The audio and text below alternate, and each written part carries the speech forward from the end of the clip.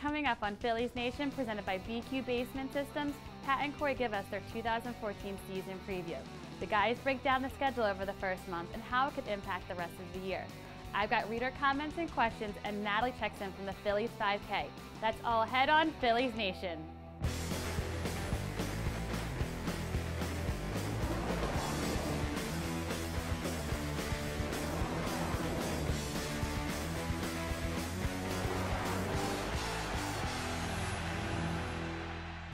Welcome to the first Phillies Nation of 2014. It's presented by BQ Basement Systems. I am Pat Gallen. He is Corey Simon. We're at McStew's in Levittown, just off New Falls Road. Baseball's back, brother. Pat, I'm glad to be back for another season. And you know, whether the Phillies contend or flounder this season, going to be no shortage of storylines. It's either going to be the last hurrah for this aging core or the beginning of a rebuild. All right, let's start with that aging core. And one guy that we can focus in on, of course, is Ryan Howard. He says that he's healthy, he's back, and that leg is healthy, and that's really the key to him getting back to being a power hitter. Now, I don't think we can expect the Ryan Howard of old, the 56 home runs, the 140 RBIs.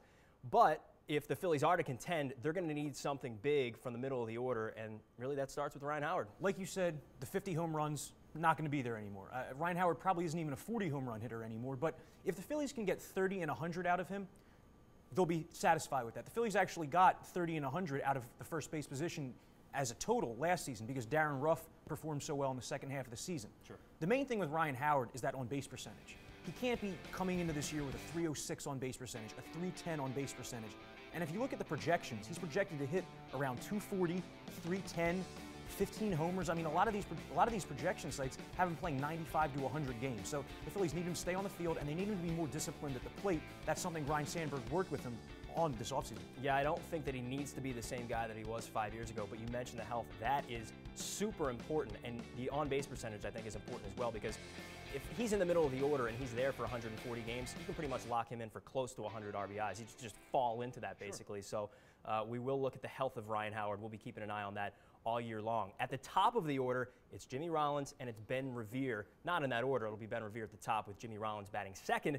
But with that said, I think we know exactly what Jimmy Rollins is to this point. I think we should focus in a little bit more on Ben Revere and what he brings to the table. Well, yeah, if you look at Jimmy over the last 5 years, it's been about a 250 batting average, a 317 OBP, and that's not going to cut it this year. Jimmy did show impressive plate discipline in the spring, 7 walks, and if you look at last year, it was one of the highest walk rates of his career. Like you said, though, Ben Revere is the key. The Phillies need Ben Revere to hit 290 like he did last year before he got hurt. And they need him to get on base via the walk. And if the two of those guys can combine for maybe 160 runs scored and 50-plus steals, you know that you're having a good year at the top of the order. Yeah, I really think the key is Revere here. He had 305 last season before he got hurt, a near 340 on-base percentage. If he can get on base at that clip, continue where he was before he got injured last season, I mean, I think you're looking at a pretty decent leadoff hitter. I know that he's never going to hit home runs. He's not a power hitter, but I think he can deal with it if he gets on at a 340 or a 350 clip. Right. What I will say is that when the Phillies were going their best from 2008 to 2011, it was when Jimmy Rollins and Shane Victorino were setting the table at the top and going first to third on singles and setting up double steal opportunities. So if the Phillies can set the table for Chase Utley, Ryan Howard, Marlon Byrd, they're going to have a pretty successful offensive season despite what you saw this spring. You mentioned Chase Utley had a tough spring, but they're going to have to count on him again in the middle of that order. And these older guys, it's going to be tough to lean on them for 162 games. They're just not that kind of team anymore. But with Chase Utley, I know that you're a little leery of him moving forward. I think I'm okay with Chase Utley for the most part. It's when you get into the dog days of summer, deeper into the year, can you trust him to stay healthy? And can you trust him to play because he plays at 150% every game? Is he going to be able to do that for the duration of the season? You know, he has the last couple of years. When he's come back from his injuries, has played pretty much at 100%, going every game, full hustle, you know. But with Chase Utley, the thing that worries me is the power really sagged as the year went on in 2013. He ended up having a decent season, hit 284, 348 OBP, 18 to 20 homers. However, the last 40-so games of the season, his slugging percentage was under 400. Right. And he only had like 4 extra base hits in those final 40 games, so that is definitely something you worry about. I don't think Utley's a 25 home run guy anymore, but if he can get on base a lot, again, setting the table for these power guys, if Utley can give you 35 doubles, it's going to be a pretty good year. Give me 290, Chase Utley, give me 18 home runs, and just stay healthy. That's really what all you can ask for from Chase Utley. Let's move on to the outfield. Marlon Byrd's in town. Dominic Brown's out there as well. Really, if you want to break it down, defense is sort of a key in the outfield that was a problem last season. Absolutely. I'm looking at Dominic Brown to take the next step forward, not only offensively with more consistency, but really defensively as well. He sort of takes weird routes to balls. If he can clean that up a little bit, left field will be fine. But also with Marlon Byrd, you're hoping that he can be a middle-of-the-order bat that he really hasn't been in his career, but they're going to need him to be. I love the Marlon Byrd signing, Really? personally, because not only is Marlon Byrd kind of at a new point in his career with the retooled swing, but he provides very good right field defense. The Phillies last season were last in baseball, dead last in baseball in right field defense. It was something like 15 runs below average. So if Byrd can come in with some outfield assists, play some good, solid defense in right field, and if those two, Dominic Brown and Marlon Byrd, if they can combine for what they did last year, when they combined for 51 homers and about a 500 slugging percentage, that's going to be all the Phillies need from that 5-6 spot. Now, I know Dominic Brown hit 27 home runs last season. If he can hit 25 this year but make it a little bit more consistent, I think he'll be fine. Moving to the bullpen. A couple of pretty good arms out in the bullpen. Jake Diekman, he throws hard, but can he be consistent? Antonio Bastardo coming off that suspension, that's pretty big. And then Mike Adams, what do you get from him? So let's break it down with those three. Yeah, you know, with Diekman and Bastardo, the issue is it's the same thing for both guys. Can they limit the walks? The projections have them walking like 5 batters per 9 innings, and if that's the case, it's probably going to be an ugly 7th, 8th inning for the Phillies this season. And that 7th and 8th inning has been just a house of horrors for the Phillies the last 2 seasons. If you look at last year, in April, the Phillies relievers accounted for 6 of the 15 losses and had an ERA near 5. So that foretold season-long doom. I mean, the 8th inning was a terrible frame for the Phillies all last season and the season before. But if those two can come in, those are going to be the X factors because the Phillies are going to have a ton of one-run leads to protect. And if they can get that bridge to Jonathan Papelbon with Diekman, Bastardo, and Mike Adams, they should be fine. Okay, and maybe most importantly is Cole Hamels, A.J. Burnett. The rotation is a big part of this. We know Cole Hamels is going to miss some time. A.J. Burnett, though, is healthy. What do we need to see from them? We're going to need to see a pretty good season for both of them. Yeah, the Phillies aren't going to have Cole Hamels until at least probably the 4th week of April. But if those two can combine for 60 starts, give you 390 innings, a strikeout per inning, and if they can combine for like a 340 ERA or below, that 2 and 3 spots in the rotation are going to be solidified, and they're going to have one of the strongest 1-2-3s in all of baseball. And that's not asking a ton because these are two guys who have had a ton of success over the last couple of years. Burnett, really, the last 2 years have been the best of his career. I think they need 58 starts between the two of them, maybe close to a 3 ERA. It's going to be tough to get that, though, knowing Cole Hamels will be out for the first month. When we come back on Phillies Nation, we'll do By the Numbers. And also, don't forget to go to PhilliesNation.com and check out our Writers Roundtable. We need your help on that. We'll be right back here on Phillies Nation.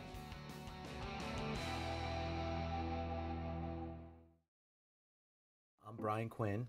I'm the owner of BQ Basement Systems. We've grown to be the leader in the waterproofing industry in the Philadelphia region, and we love our Phillies down here. Our goal is when a customer comes away dealing with us, that customer at the end of the day is going to say wow. I'm Brian Quinn of BQ Basement Systems, and we've been in business since 1997. We're very excited to implement a program called 8 Weeks to Wellness. At Summit Spine and Wellness, we combine chiropractic care, massage therapy, customized nutrition, personal training, and meditation. If you want to improve your health, take the 8 Week to Wellness Challenge like Dan, who lost 32 pounds, 6 inches off his waist, and 94 points off his cholesterol. We use a customized wellness score to measure your health and develop a diet and fitness plan just for you. Call our office at 215-487-2500 and ask about getting set up for your wellness score.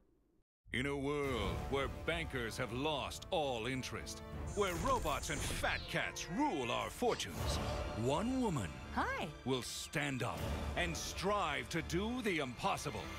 Be treated like a person. Friends and neighbors will join her quest. Ordinary people will band together against the forces of corporate greed. And together they will form Philadelphia Federal Credit Union, already in a neighborhood near you.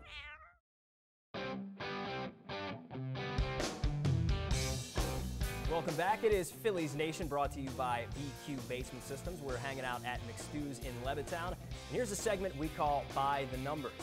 Corey, break it down. The Braves, we'll have to see a lot of them this season. What will they look like? The Braves' rotation looks ugly right now, downright ugly after the season-ending injuries to Chris Medlin and Brandon Beachy. And if you look at their projected starting rotation to begin the season, 2 of the members, Alex Wood and David Hale, have combined for 13 Major League starts in their career.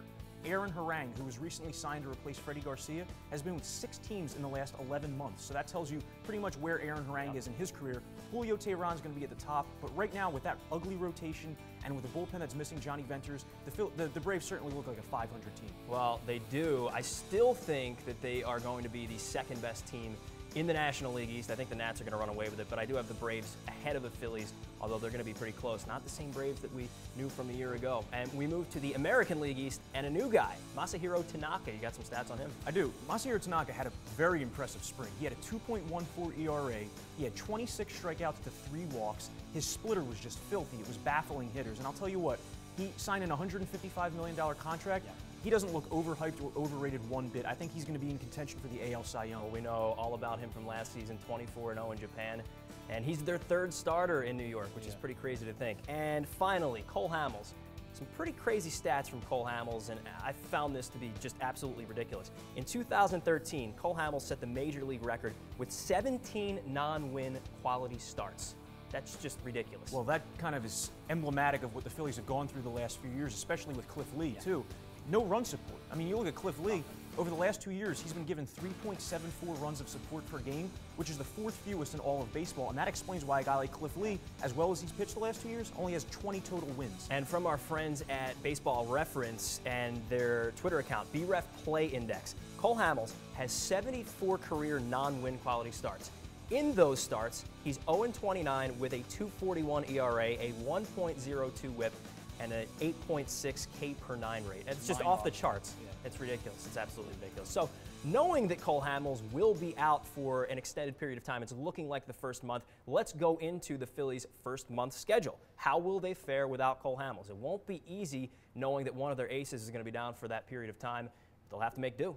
The Phillies' April schedule is certainly not favorable. They have a 10-game road trip out west. You know, usually you like to get that West Coast road trip out of the way early, but when you look at 4 games at the Dodgers, 3 at the Diamondbacks, and 3 at the Rockies, probably all 10 of those games without Cole Hamels, that could be an area where the Phillies struggle there the 3rd week of April. And they really have little room for error without Cole Hamels, and last season they got off to a terrible start. 12-15 in April. They're going to need a better start than that, but it might be tough knowing that he's going to miss some time. And if you look at the last 2 years total, the Phillies are 23-27 in April, and this year April matters more than any other year because you need to get off to a fast start so that the thought of rebuilding does not creep into the heads of anybody. So the first few series, you've got Texas, the Cubs, Milwaukee, then they go with Miami, 4 in Atlanta. Not going to be easy.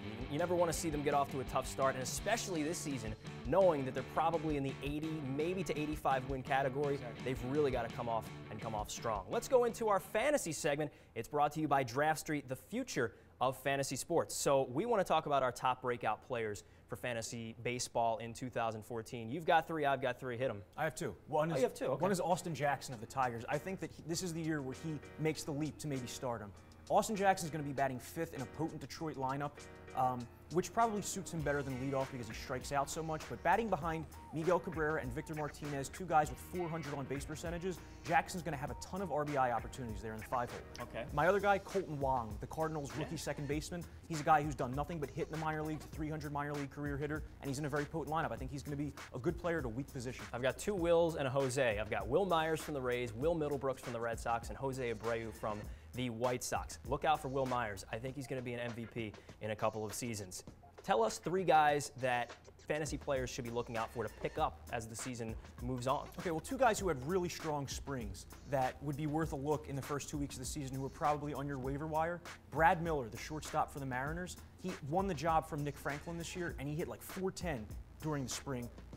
Shortstop's the thinnest position in fantasy baseball, so I definitely give him a look. 2 closers to keep an eye on. Sergio Santos of the Blue Jays and J.J. Hoover of the Reds. They were both given these opportunities because their team's relievers, their team's closers went down with injuries to start the year. So if you're looking for saves, Hoover and Santos are 2 guys to eye. The 3rd guy is Michael Brantley of the Indians. Yeah. I don't know if he's on every waiver wire, probably not in a 12-team league, but if he is out there, I would grab him. He's either going to be batting 5th or leadoff for an Indians team, and he's going to score plenty of runs and pretty much a jack of all trades.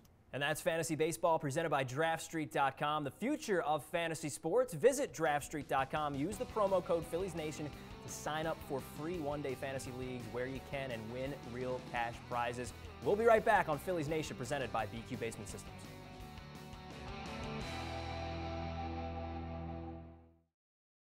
Brian Quinn. I'm the owner of BQ Basement Systems. We've grown to be the leader in the waterproofing industry in the Philadelphia region, and we love our Phillies down here.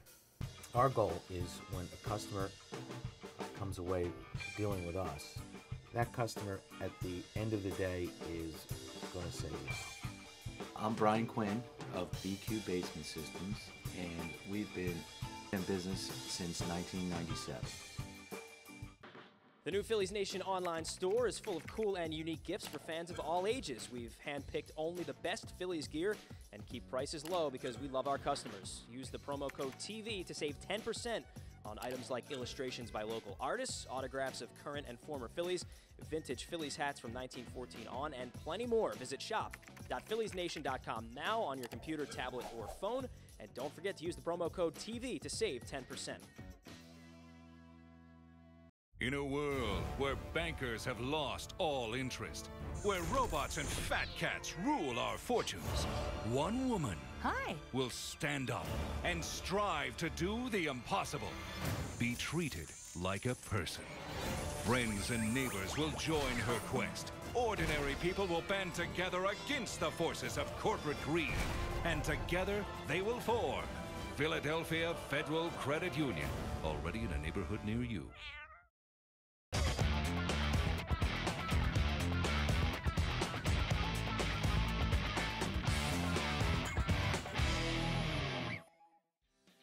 Welcome back to Phillies Nation. I'm Ryan Williams here with Pat and Corey for our Batters Inbox reader comments and questions sponsored by Village Catering. Our first question comes from Jack in Washington, D.C. What percentage do you see Cliff Lee getting traded sometime this season? Pat? I would put 65%. That would be my number because I think eventually it's got to happen, right? And figure if they come down toward the deadline, July 31st is the trade deadline, you're probably looking at, I don't know, 5, 6, 7 games out, I would say the Phillies would probably be. And if they are more than 5 games out, they've got to move on from him. Ruben Amaro Jr. cannot be gun-shy when it comes to moving their top asset. The Phillies farm system is depleted. They've got to get something for him. They can't hold on to him just because he's a fan favorite, and people might be upset about it. Got to move on from him if the time is right. I put 65% on it. Great points. I would go even higher. I'd say 75%. And the reason for that is the Phillies need 5 or 6 things to go right this season just to be in contention. And if they're not in contention, Cliff Lee is going to bring back more in a trade than anybody else on this team. And you won't see the Phillies hold on to so many guys at the deadline the way they did last year. Well, with Cole Hamels being injured, I hope Cliff Lee doesn't get traded. Our next question comes from Paul in Cherry Hill. Was letting Kevin Franzen go the right move? Thoughts on that, Corey?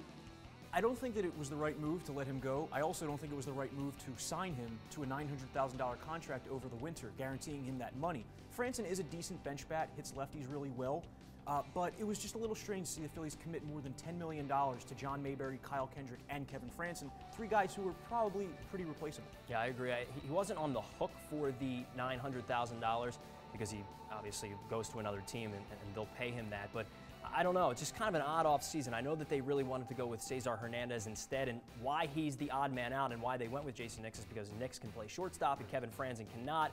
He was a pretty good bench bat for the time he was here. He had a good first season, a difficult second season. When he was thrust into more playing time, that was obviously an issue for him. Moving on from him, I don't think it's a big deal. You'll forget about a guy like Kevin Franzen. He was a nice guy, cool guy, great in the clubhouse, but he's a replaceable part. Well, our next question comes from our Twitter page. Jackpot08 asked, what are the chances of Ken Giles having an impact on the Major League Club this season? Jackpot08, was that Deshaun Jackson?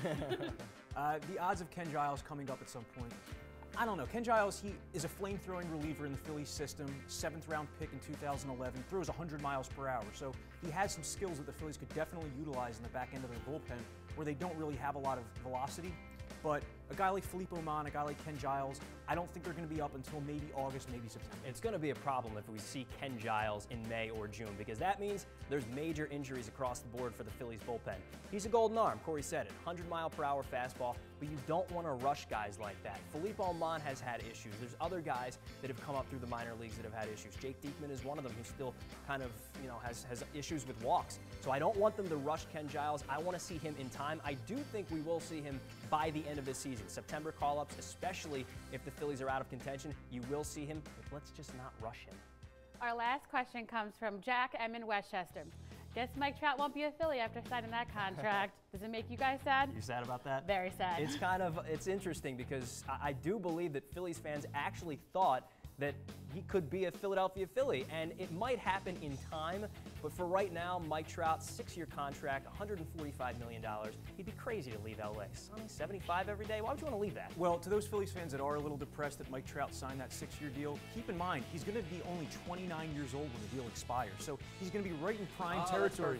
Prime territory for a 10-year, $300 million contract, and the Phillies are one of the richest teams in baseball, so I wouldn't be surprised to see them in the running for Trout 6 years from now. I will say this, what does help him, obviously, is that he's from Millville, New Jersey, and he grew up a Phillies fan. He tailgated at the Phillies World Series, so if you have that, if you can hold on for 6 more seasons, Phillies fan, maybe you will eventually see Mike Trout wearing red pinstripes, but the Angels have him for now, and man, I would love to get an MVP candidate every single season like Mike Trout will be, but it's just not in the cards.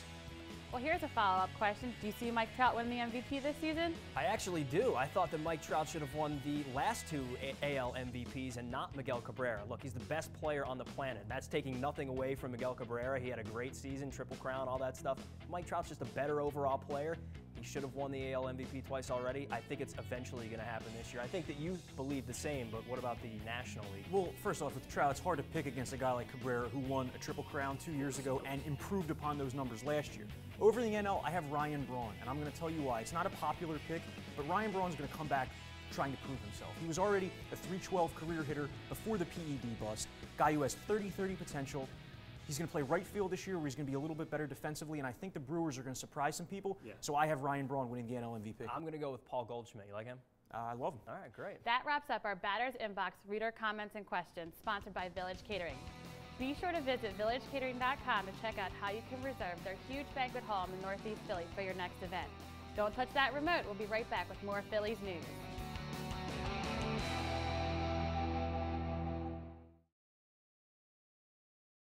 At Village Catering, we're committed to making your event one to remember. We are family owned and operated, and for more than 20 years, we've made our mark on Philadelphia as a go-to caterer for all of your special events. We're also the official caterer of the Flyer, Soul, and Temple Owls. We'll work with you on customizing a menu and choosing one of our beautiful rooms at the Cottage Green Banquet Hall so that you'll feel like a guest at your own party. Call us at 215-437-3337 or go to villagecatering.com and we'll help you make a memory today. The new Phillies Nation online store is full of cool and unique gifts for fans of all ages. We've handpicked only the best Phillies gear and keep prices low because we love our customers. Use the promo code TV to save 10% on items like illustrations by local artists, autographs of current and former Phillies, vintage Phillies hats from 1914 on, and plenty more. Visit shop.philliesnation.com now on your computer, tablet, or phone. And don't forget to use the promo code TV to save 10%. I'm Brian Quinn. I'm the owner of BQ Basement Systems. We've grown to be the leader in the waterproofing industry in the Philadelphia region, and we love our Phillies down here. Our goal is when a customer comes away dealing with us, that customer at the end of the day is going to say yes. I'm Brian Quinn of BQ Basement Systems, and we've been in business since 1997. We're very excited to implement a program called 8 Weeks to Wellness. At Summit Spine and Wellness, we combine chiropractic care, massage therapy, customized nutrition, personal training, and meditation. If you want to improve your health, take the 8 Week to Wellness Challenge like Dan, who lost 32 pounds, 6 inches off his waist, and 94 points off his cholesterol. We use a customized wellness score to measure your health and develop a diet and fitness plan just for you. Call our office at 215-487-2500 and ask about getting set up for your wellness score. Hey Phillies Nation, it's Natalie Eganoff down here at the Phillies 5K, where over 5,000 fans run in honor of Phillies charities.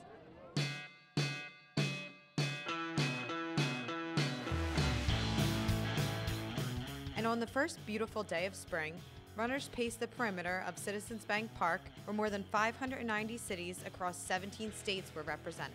For participants like back-to-back champ Paul Matuzak, the Phillies 5K is a chance to compete and train for another busy running season. There's different racing periods, so right now is the beginning of one racing period, and it'll go through some different, I'll enter some college track meets on the outdoor track, and that'll probably go through June. But not everyone takes the 5K so serious. After all, today is a unique opportunity to do some good throughout the city. Phillies Charities hosts events all season that benefit dozens of organizations in the Delaware Valley. And for a lot of the runners, this race serves as a reminder that the Phillies are a common bond that brings the city together.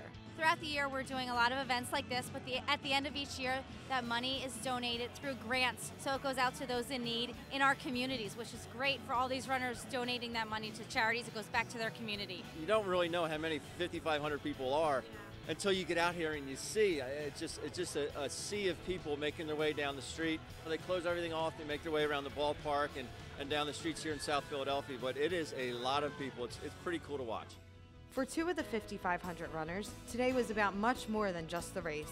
Andrew Filowitz decided to end his Phillies 5K on one knee. I mean, this atmosphere, this is something you won't forget, you know, and the other thing that's cool is this happens every year, so it'll be like an anniversary of your proposal, which is cool.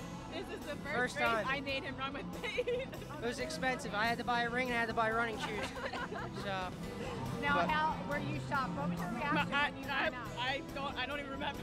I was so surprised. It's a special day for the newly engaged couple, but for the rest of the Phillies fans in attendance, it's the first chance to paint the town red, all in anticipation for opening day at Citizens Bank Park. For Phillies Nation TV, I'm Natalie Yaganoff. Thank you, Natalie. Some good stuff from the Phillies 5K. We're back here at McStew's, Pat and Corey with you. And before we get to our predictions, because we've got to put a number on this season, let's talk about Ruben Amaro Jr. and what the future might hold for him. Let's say the Phillies are 10 games out when it comes to the trade deadline. Will he even be here? Will he be here to do the selling if the Phillies need to?